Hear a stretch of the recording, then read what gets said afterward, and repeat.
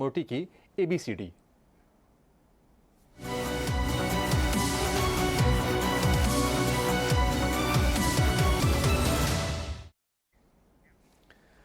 और commodity market से आपको रूबरू कराने के लिए, आपकी जागरूकता बढ़ाने के लिए और आपको कमाई के बेहतर मौके देने के लिए हमने ये खास सीरीज शुरू की है।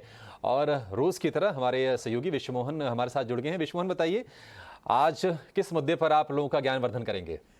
देखिए, आज कमोडिटी की ABCD में हम बात करने वाले हैं गोल्ड ETF की, यानी गोल्ड के एक्सचेंज ट्रेडेड फंड की। तो सबसे पहला सवाल है कि गोल्ड ETF होता क्या है।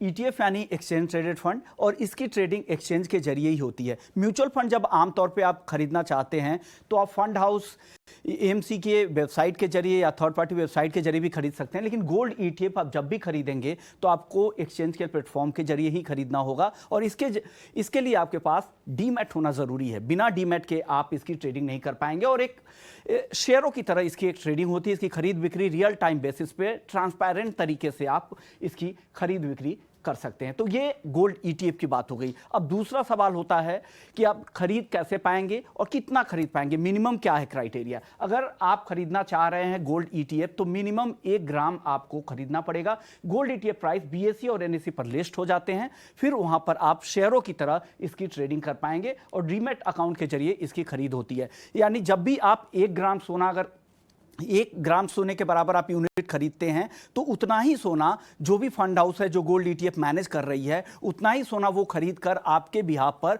वो यूनिट के बिहाफ पर वो वॉल्ट में रखते हैं। इसके लिए आपसे एक एक्सपेंस रेशियो, एक चार्ज किया जाता है, एक मैनेजमेंट फी चार्ज किया जाता है जो 1% से भी कम होता है। तो उसके लिहाज से भी ये काफ़ी किफ़ायती है और ख़रीद बिक्री करना काफ़ी आसान होता है। अब इसके फ़ायदे की अगर बात करें, जब भी आप गोल्ड ETF खरीदते हैं तो आप इसे इन्वेस्टमेंट के लिहाज से खरीदते हैं। तो अगर आप फिजिकल में गोल्ड खरीदना चाहेंगे तो उसे रख रखाव का झंझट होता है, स्टोरेज कॉस्ट का झंझट होता है, फिर सुरक्षित रहेगा या नहीं, प्योरिटी का झंझट होता है। तो तमाम ऐसे झंझट से यहाँ पे मुक्ति मिल जाती है। इसके अलावा आप इंट्राडे जो मूवमेंट का जो फ़ायदा उठाना चाहते हैं उसके लिए भी ये काफ़ी बेहतर एक विकल्प है। अब बात कर लेते हैं इसके टैक्स से जुड़े हुए मसले की। टैक्स क्या है यहाँ पर? आपको जो भी कमाई आपको गोल्ड ETF के जरिए होगी, तो अगर आप 3 साल से पहले अगर आप निकल जाते हैं गोल्ड ETF से, तो जो भी आपके रिटर्न होंगे वो पूरा रिटर्न आपके टैक्सेबल इनकम में जुड़ जाएगा और फिर आपको अपने टैक्स ब्रैकेट के हिसाब से वो टैक्स देना पड़ेगा।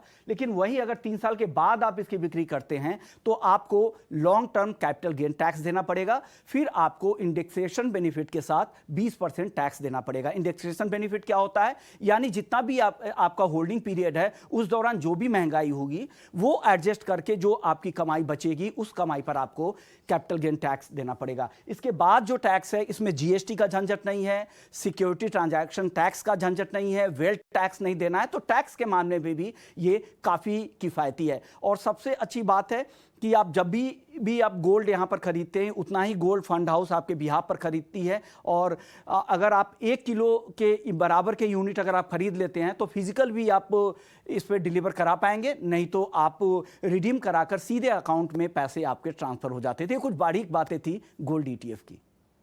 शुक्रिया विश्वमोहन। तो सेफ भी है और समझदारी भी है। आराम से आप ETF में पैसे लगाइए।